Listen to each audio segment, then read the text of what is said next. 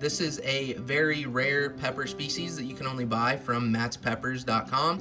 If anybody has any tips on a tumble composter, let me know because I would love to get some good compost going before spring. This is the star of the grow tent right now, and we're starting to see the head form, which is really cool.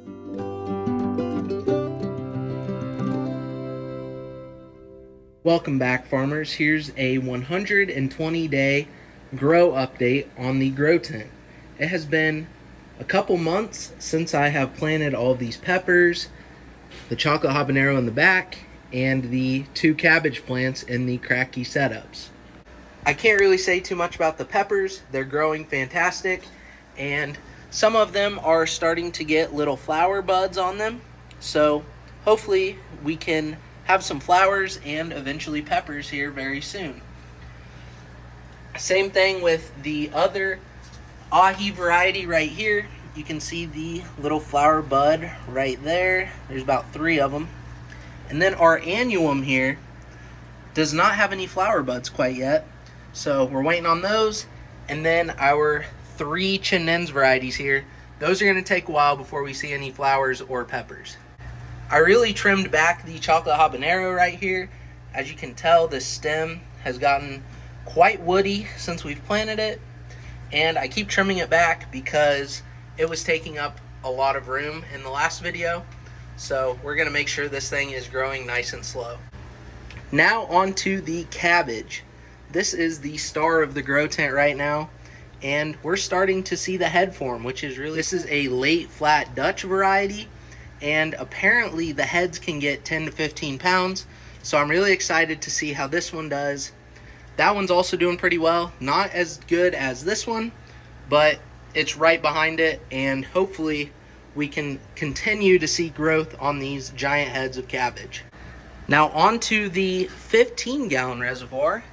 We have a tiny little seedling that's barely holding on, and hopefully it catches up here soon and continues to grow, because I would love to grow a big pepper plant in this reservoir.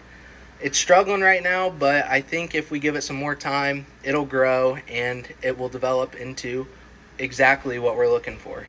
I'm not going to be doing any trimming today or any cloning because I'm ready for these to put off a couple peppers, even if they're not very big. If we can get some seeds, I'll send them to you guys, because that's been my goal from the very beginning. It's to grow these short compact peppers and hopefully get some seeds so I can send them out. My big plan with this cabbage is to make sauerkraut, and we'll be able to make a lot of it if the heads get the size that the seed packet says that they will.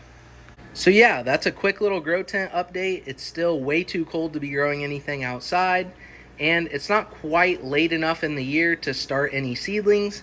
So this is what I've been able to grow right now. I do have a few pepper plants growing in a different hydroponic system back home, and I'll show you how those are doing before this video is over. Okay, so this is the hydroponic system that I used when I was living up in my dorm room at college.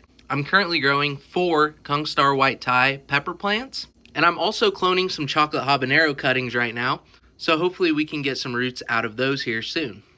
Overall, I've really enjoyed this system. It's small, compact, and gets the job done, but we're gonna head over and look at my favorite system that I own here in a second. Here is my Spider Farmer hydroponic system. Spider Farmer actually sent me this system to review, and so far I am loving it, and I'm not just saying that because they sent it. This thing is an absolute unit. The settings I've been keeping it on are the vegetation light, 16 hours of light, and the power coming on and off between those 16-hour intervals. So right now I'm actually growing 8 plants. We have 2 purple tiger peppers right here in the front, 2 Numex Twilights, and 2 Kongstar Lemon Starburst plants. As you can probably tell, the purple tigers right here are putting off tons of flowers, and we actually have one right there, if you can see it, right there, that's about ready to open up, and hopefully we will see a pepper out of that flower here soon. The Numex Twilights here in the back have really not been growing as quickly as I thought they should, but I have been trimming them back and they're starting to get kind of bushy, but they're still really small.